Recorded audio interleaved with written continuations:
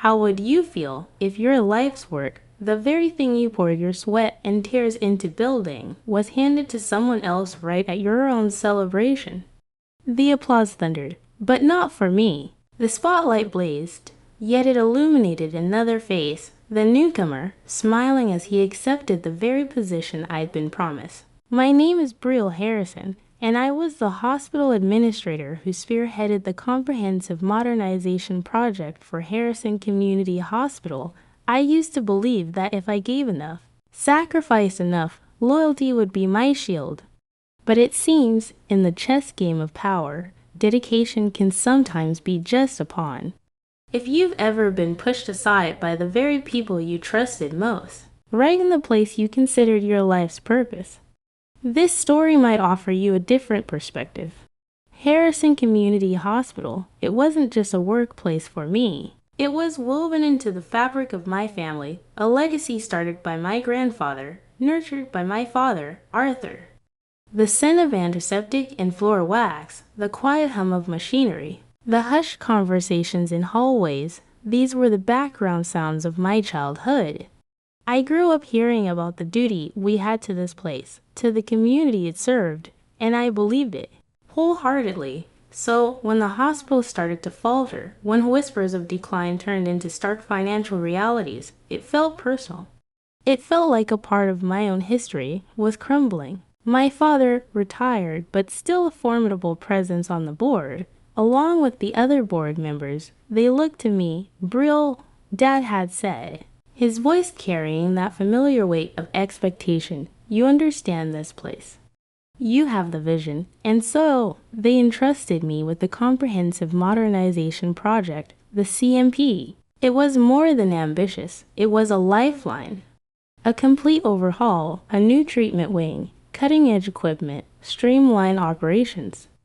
A monumental task, but with it came an understanding, an implicit promise that hung in the air, as clear as any written contract. If I could pull this off, if I could save Harrison, the chief operating officer position was mine. It wasn't just a title. It was validation, recognition for years spent in the trenches, learning every department, every challenge, every quiet success. I poured everything I had into the CMP. My day started before sunrise and ended long after the last lights in the city went out. I lived and breathed that project, navigating bureaucratic mazes for permits, wrestling with budgets, cajoling resistant department heads, reassuring anxious staff.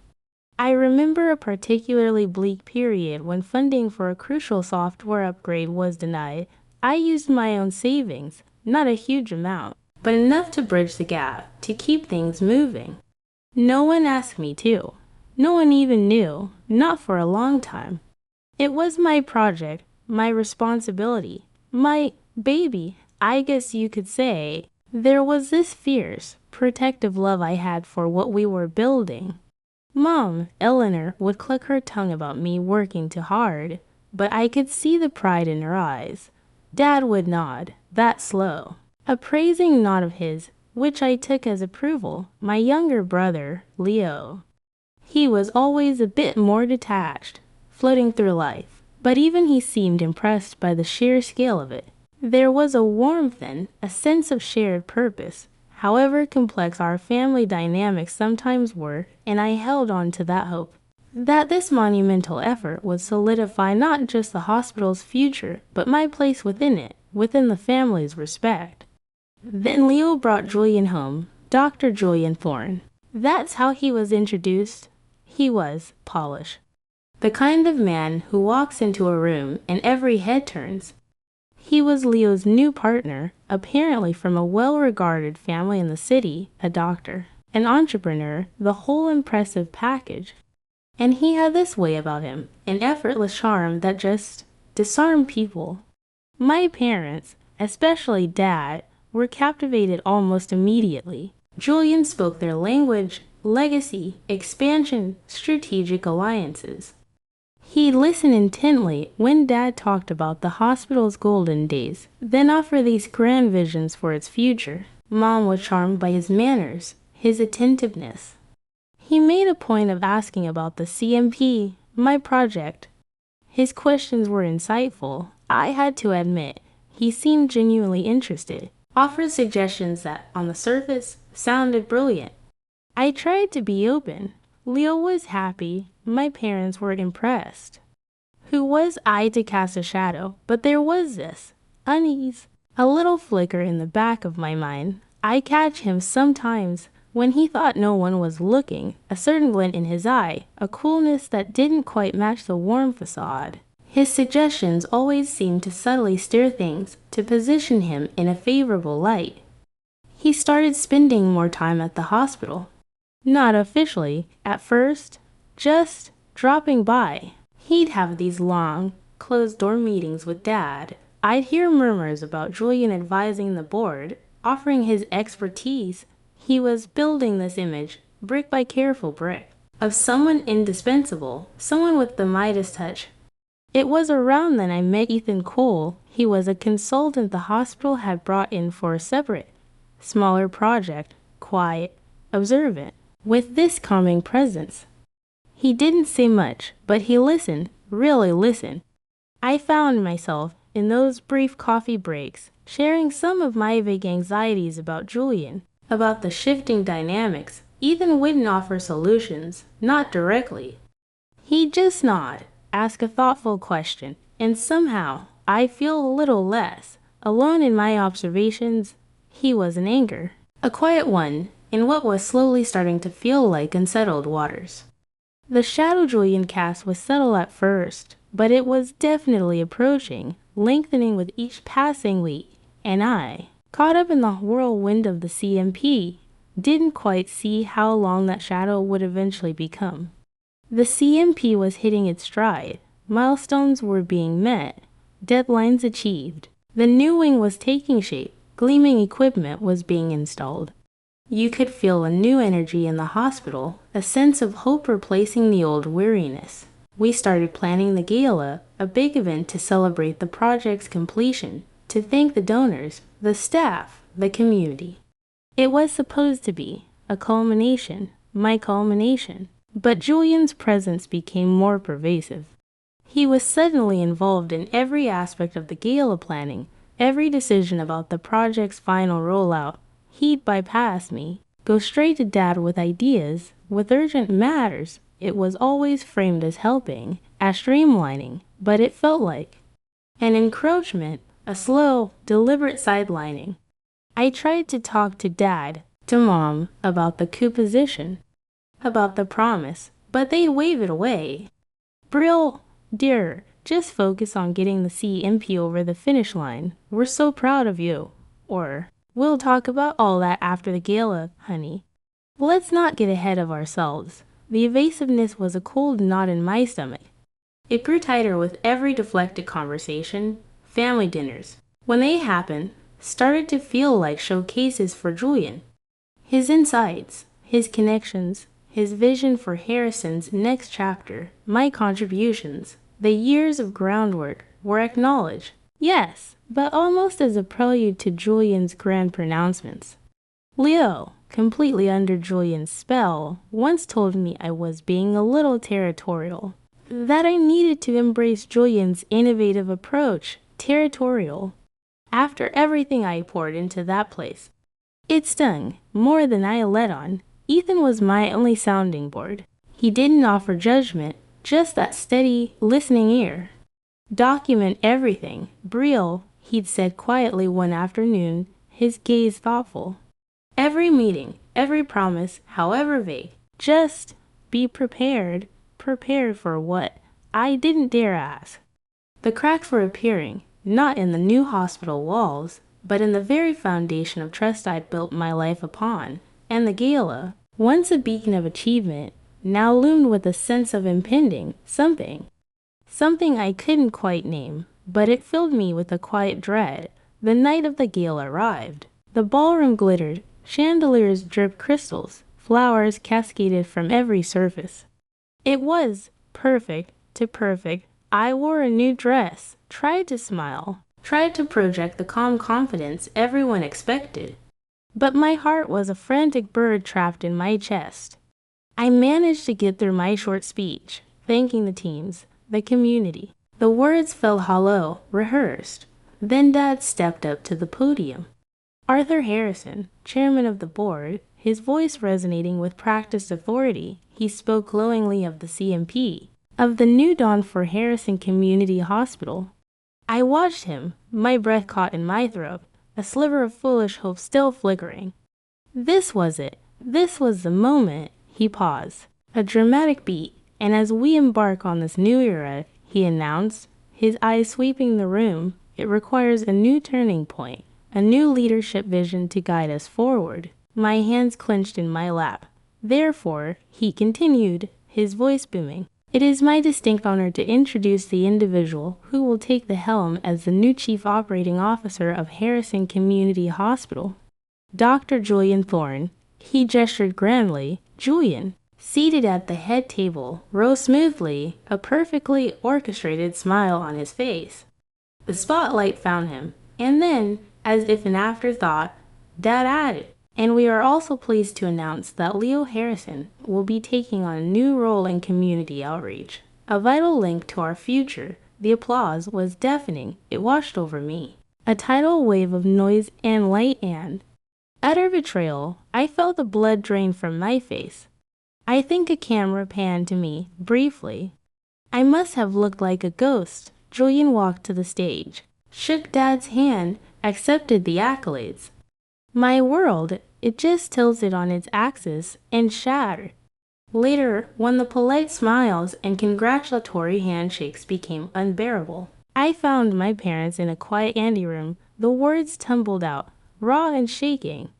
Dad, Mom, the coup position, you promise? Dad avoided my eyes.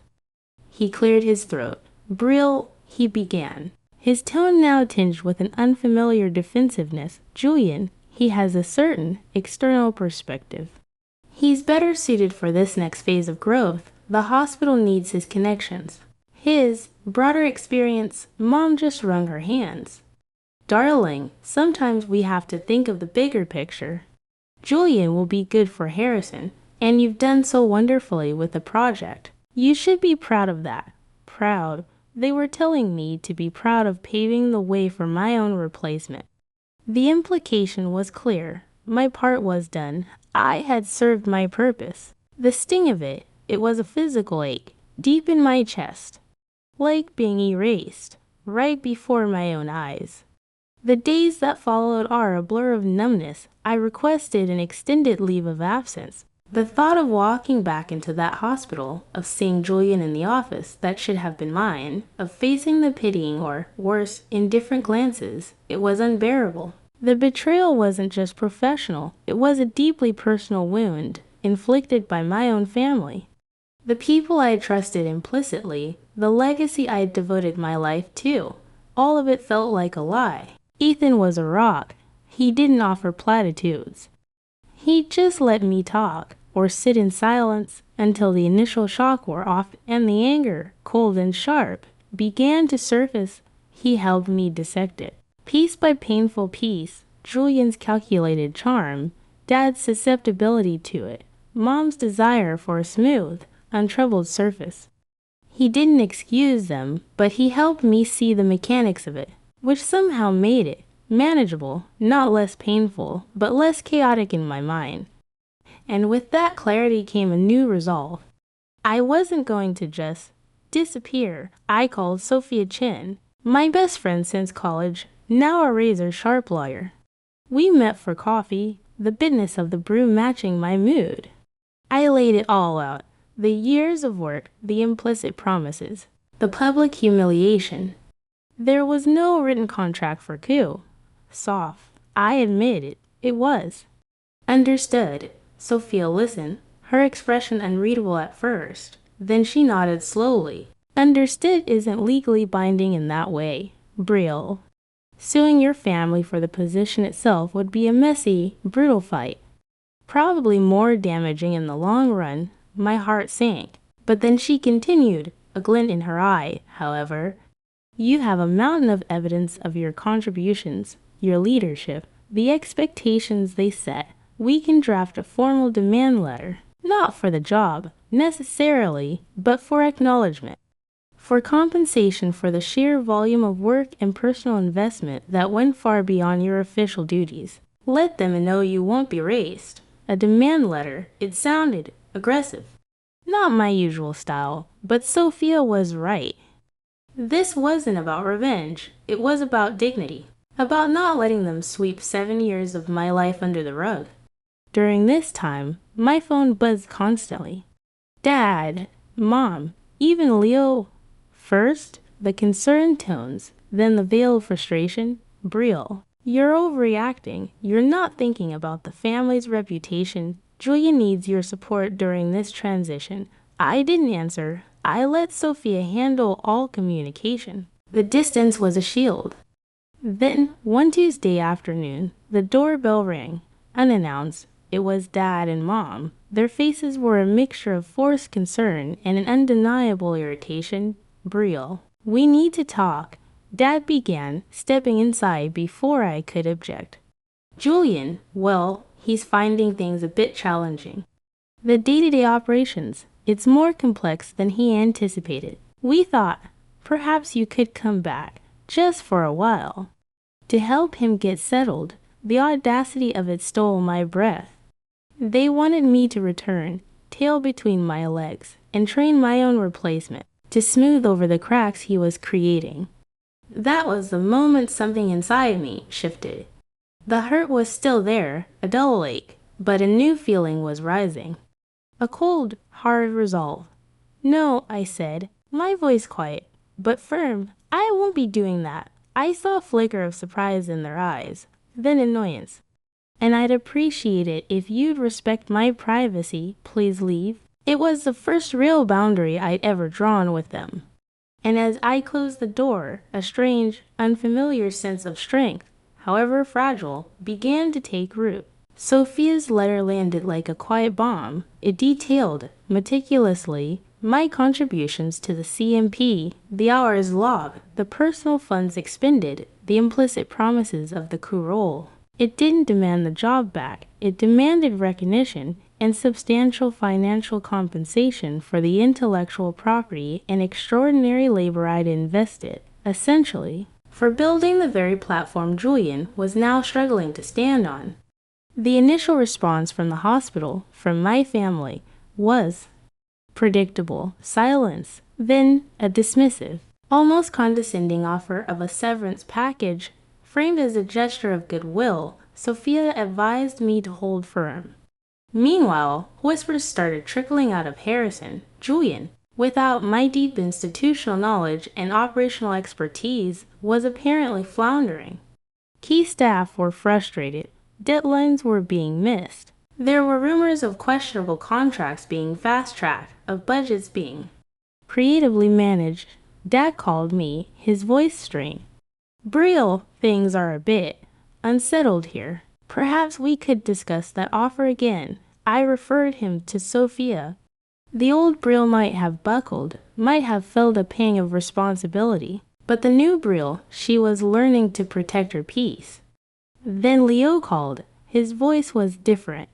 Gone was the easy confidence, replaced by a tremor of anxiety. Brielle, can we meet, please? It's about Julian. We met at a quiet park, far from the sterile quarters of the hospital. He looked haunted. He confessed everything. How Julian had slowly, systematically, poisoned his mind against me, painting me as outdated, resistant to change. How Julian had flattered Dad, promising a new era of prosperity, all while subtly undermining my authority. But the real bombshell came when Leo, his voice cracking, admitted he'd stumbled upon something. Financial irregularities, inflated invoices from companies Julian had connections to, plans to leverage hospital assets for personal gain. He even found emails discussing selling off parts of the newly modernized wing to private investors, something completely against the hospital's community charter. Julian wasn't just incompetent, he was actively plundering the place. Leo was terrified. He'd been a pawn, and he knew it. I didn't know Brielle. I swear, I thought he was brilliant. I was so stupid. Tears welled in his eyes. It was a strange moment. The brother who had, in his own way, contributed to my pain was now offering the very evidence I needed. The anger I had felt towards him, it softened just a little. He was a victim too, in a different way. "What do you want to do?" "Leo," I asked quietly. "I want to make it right," he whispered. "Or at least, try." He handed me a flash drive. Everything I found is on here. Sophia was, to put it mildly, impressed. "This," she said, tapping the drive. "This changes everything. This isn't just about your compensation anymore, Brielle. This is about protecting the hospital." The irony wasn't lost on me. Even in my exile, I was still, in a way, trying to save Harrison, but this time it would be on my terms. Armed with Leo's evidence, Sophia drafted a new, much more formidable letter. This one didn't just outline my grievances. It hinted at the irregularities we uncovered under Julian's brief, disastrous tenure. It suggested that a quiet, internal resolution regarding my claims would be far preferable to a public inquiry into the hospital's current management and financial dealings. We weren't threatening to expose them, not directly, but the implication was crystal clear. The silence from their end this time was different.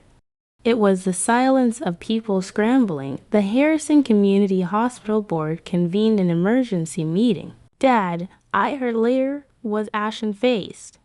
The man who had so easily dismissed my contributions was now confronting the reality of the wolf he'd invited into the fold. Julian Thorne, the golden boy, was suddenly a liability, a very expensive, potentially very public, liability.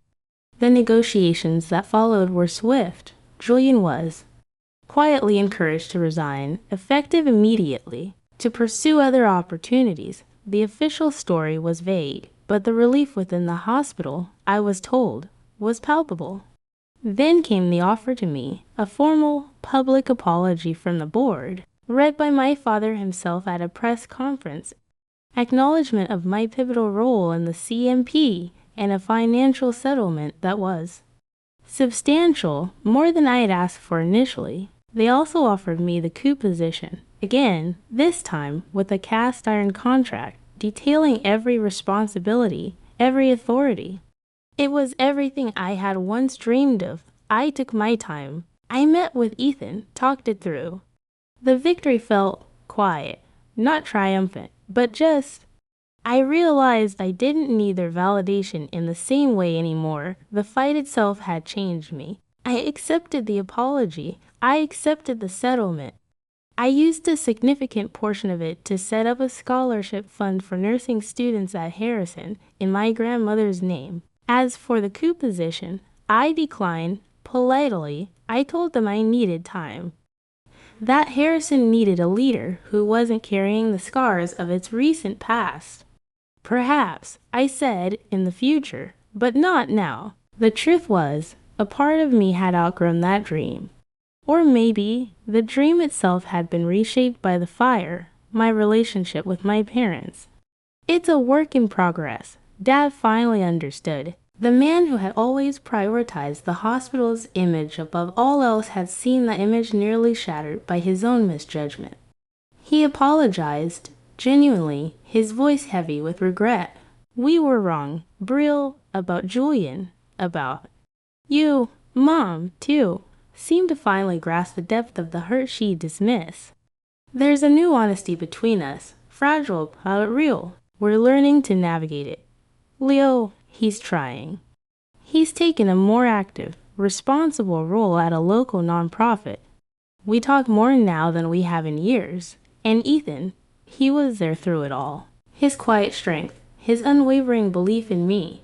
It became the foundation for something deeper. We started building a life together, slowly, thoughtfully. I found a new role, a consulting position with a healthcare foundation, work that feels meaningful on my own terms. I'm healing. The scar is there, a faint silver line. It doesn't ache anymore. It just reminds me. My journey wasn't about revenge, but about reclaiming the truth and dignity that were stripped away. Sometimes, the most powerful silence isn't submission, but choosing the right moment to speak up. With reason and steadfastness, I learned that my self-worth is constant, no matter how much someone tries to ignore or crush it. The storm has passed, and it taught me that sometimes the most painful betrayal is the turning point to finding your true path to happiness and freedom. If you've ever felt disregarded, betrayed by the very people you trusted, please know you're not alone. Your story, big or small, deserves to be heard. Share your feelings and experiences in the comments below. I'm always here, reading every one of your heartfelt messages. If my journey resonated with you, if it brought you a little strength or empathy, please hit the subscribe button for TK Revenge Story. We have many more tales of resilience and rebirth to share. And if you feel moved to support us in a more tangible way, the super thanks button is always appreciated, because sometimes offering a little kindness is also part of the healing journey for both the giver and the receiver. Thank you for listening. Thank you for being part of this community. Remember, you deserve respect, you deserve love, and you deserve to be yourself, whole and strong.